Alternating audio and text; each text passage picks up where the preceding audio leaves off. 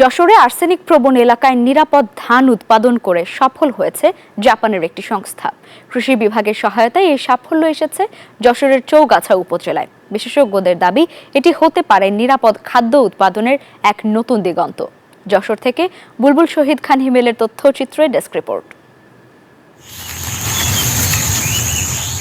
যশোরের চৌগাছা উপজেলার মারুয়া গ্রামে আর্সেনিকের প্রবণতা ব্যাপক।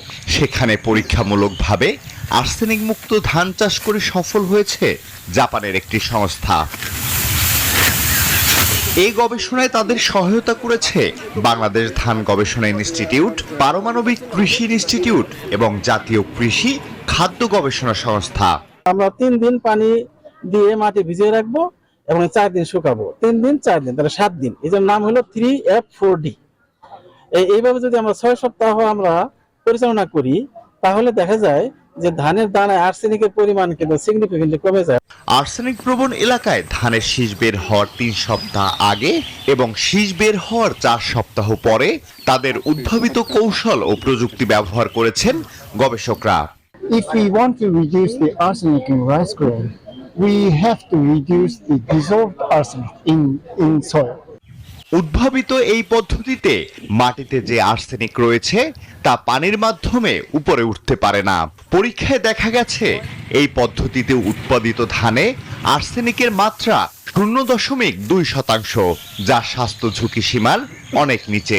From the water management, we using 3F4D to reduce arsenic in grain and spread this technology to whole Bangladesh. আধুনিক এই পদ্ধতিতে আশানুরূপ ফলন পেয়ে খুশি কৃষক। চাষিদের পানি যে পরিমাণ পানি লাগে তার থেকে অনেক পানি সাশ্রয় হয়। এই যে পদ্ধতি কাজ করে তাদের মনে করেন যে ভুঁইতে আগাছা থাকে না, ধানের ভুসা অনেক বড় করে। এই প্রযুক্তিতে চাষাবাদে 70% পানির ব্যবহার কমে আসে, ফলে ধানে আর্সেনিকের প্রভাব কমে আসে বলে দাবি কৃষি বিভাগের। এই প্রযুক্তিটা সারা উপজেলায় আমি সম্প্রসারণ করার চেষ্টা করব এবং এটা একটা ভালো প্রযুক্তি। এর মাধ্যমে পানি সাশ্রয় যেমনি হচ্ছে তেমনি আর্সেনিকও মিটিগেশন হচ্ছে।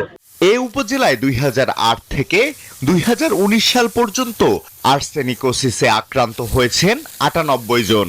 এর মধ্যে মারা গেছেন 18 জন। কৃষি বিশ্ববিদ্যালয়ের নতুন উদ্ভাবিত পদ্ধতি সম্প্রসারণ করা গেলে আর্সেনিক প্রবণ এলাকায় নিরাপদ খাদ্যের পাশাপাশি স্বাস্থ্য ঝুঁকি কমে আসবে বলে মতামত গবেষকদের। আলহাদি খান, ডেস্ক রিপোর্ট, নিউজ 24।